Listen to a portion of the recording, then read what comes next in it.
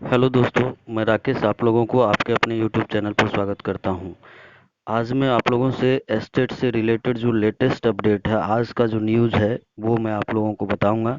जैसा कि आप लोग थंबनेल में भी देख रहे होंगे कि मेधा सूची में खेल 60% को बना दिया 78%। जो अभी काउंसलिंग चल रही है 5वें चरण के शिक्षक नियोजन की, उसमें बहुत ही बड़ी धांधली का पर्दाफाश हुआ है। प्रधान सचिव ने दिया आदेश, वीडियो कॉन्फ्रेंसिंग के द्वारा बैठक हुई है। और खुशखबरी भरा न्यूज़ ये है कि मेधा सूची में नाम नहीं रहने पर भी करा सकेंगे काउंसलिंग। इन सारे बातों को लेकर के मैं इस वीडियो में आया हूँ। कृपया वीडियो को अंत तक देखें।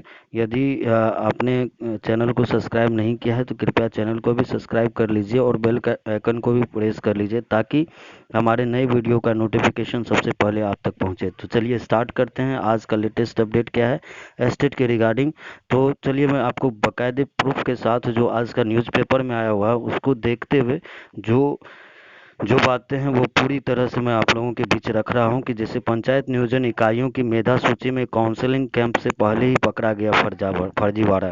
तो देखिए, काउंसलिंग कैंप से पहले ही बहुत बड़ा फर्जीवाड़ा का पर्दाफाश हुआ है कि 60% को बना दिया 78%। मेधा सूची में खेल एक ही अभ्यर्थी का अलग अलग अंक प्रतिशत है।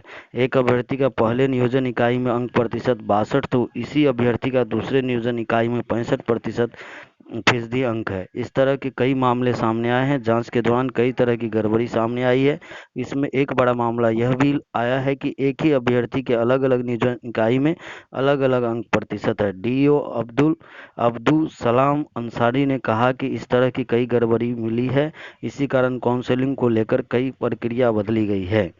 अब चलिए, ये न्यूज़ आपको देख रहे होंगे कि मुजफ्फरपुर से ये प्रकाशित हुआ है।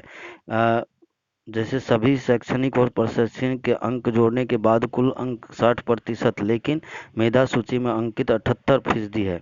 इस तरह एक अन्य अभ्यर्थी का कुल अंक आ रहा था 63%, लेकिन मेधा अंक में उसे 80% डाला गया है। यानी इस न्यूज से बहुत बड़ा काउंसलिंग में फर्जीवाड़ा का पर्दाफाश हो रहा है। इस चीज़ को ध्यान रखिएगा कि देखिए, नियोजन इकाइयों को अगर काउंसलिंग का मौका दिया जाता है, अगर उनको नियोजन का मौका दिया जा रहा है, तो देखिए किस तरह से आपको मेरिट लिस्ट में कैसे फर्जीवाड़ा होता है, ये खुद आज हिंदुस्तान के पेपर के माध्यम से आप लोगों के सामने उजागर हुआ है। तो ऐसे कई जिलों होंगे जहां पर इस तरह की धांधलियां जरूर हुई होगी।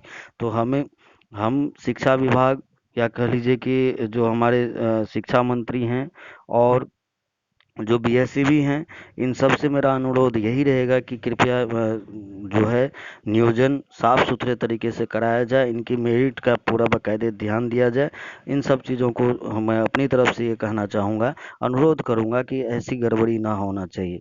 तो चलिए देखिए, अभ्यर्थियों के जब कुल प्रतिशत को जोड़कर देखा गया तो उसमें और मेधा सूची में डाले गए अंक प्रतिशत में अंतर सामने आया।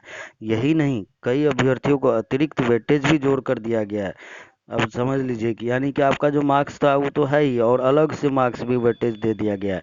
सरकार का आदेश था कि टीईटी के 82 अंक पर वेटेज नहीं देना है। इस आदेश के बावजूद नियोजन इकाइयों ने अभ्यर्थियों को 2 अतिरिक्त अंक का वेटेज देकर उनका मेधा सूची में नाम ऊपर कर दिया गया है। यानी ये मेधा सूची में शामिल करने का एक, कह लीजिए कि बहुत ही बड़ा आशंका जताई जा रही है कि इस तरह के फर्जीवाड़े और भी हो सकते हैं। तो इस तरह से जिला स्तर पर काउंसलिंग से पहले कभी अभ्यर्थियों के क्रमांक बदले गए भी हैं। अब चलिए, अगला जो न्यूज़ है वो ये है कि काउंसलिंग के लिए बदले गए कैंप स्थल। जिले में मुजफ्फरपुर के न्यूज़ है ये कि 12 जुलाई को आयोजित काउंसलिंग को लेकर के कई जगह कैंप स्थल बदले गए। बाढ़ की वजह से और नगर पंचायत नगर परिषद में कुछ पंचायतों के शामिल होने के कारण यह बदलाव किया गया है। ठीक है, कोई बात नहीं, ये चलिए कोई दिक्कत नहीं है।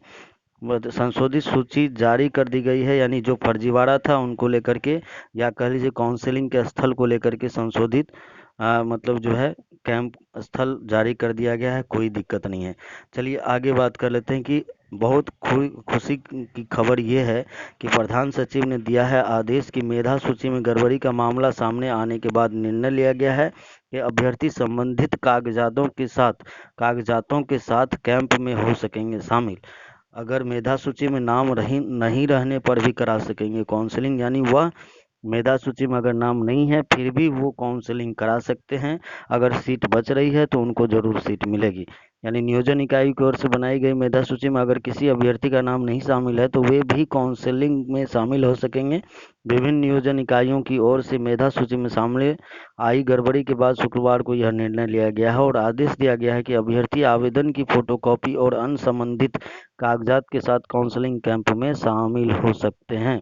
मेधा सूची में उनका नाम नहीं रहने के बावजूद उनके दावे के आधार पर काउंसलिंग में शामिल कराया जाएगा और उनके कागजात की जांच कर उनके मेधांक के तहत ही काउंसलिंग की प्रक्रिया कराई जाएगी। ये जो आदेश दिया गया है यह आपका प्रधान सचिव संजय कुमार के द्वारा यह आदेश दिया गया था।